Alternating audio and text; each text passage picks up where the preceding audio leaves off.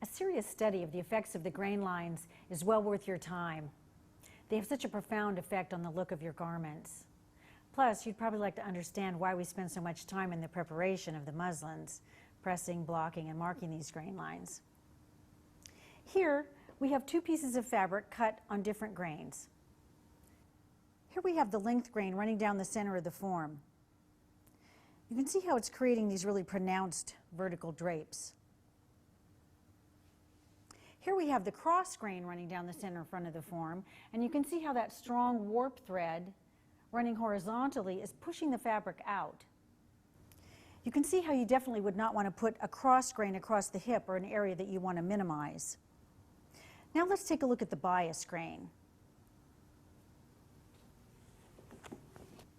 The bias grain running down the center front of the form creates yet another effect. You can see how the hemline is kind of softly rolling. It's molding a little more gently across the bust. The 45-degree angle of the bias is creating a little give and stretch. It's subtle, especially in a heavier fabric like this, but you can see why it's used a lot for lingerie and evening wear.